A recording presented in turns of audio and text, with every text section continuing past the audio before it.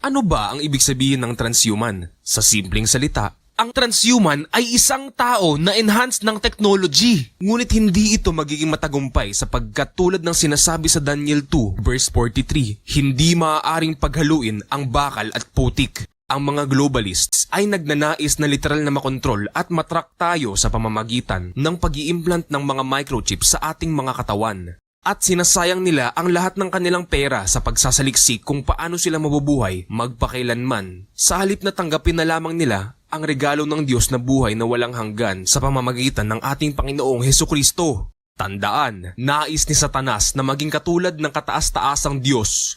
Ngunit dahil siya ay isang rebelding anghel lamang at walang kapangyarihang lumikha, sinisira na lamang niya ang mga nilikha ng Diyos at tinatatakan sila upang mapasakan niya. Kung iniisip mo pa ring microchip ang 666, ay outdated ka na. Sobrang advanced na po ng technology ngayon at kaya na po nilang gumawa ng mga nanochips at nanobots na kasya sa butas ng hiringgilya. At nakagawa na rin po sila ng turok na parang band-aid lang. May iwan na lang sa balat mo ang mga napakaliit na karayom at nandun na ang gamot na pwedeng ma-scan. Kaya sa hinaharap, walang sino man ang makapagsisinungaling kung sino ang naturukan na at kung sino ang hindi pa. Gising kapatid! Hindi ito ibabalita sa radyo at TV, kaya ikaw mismo ang magsasaliksik.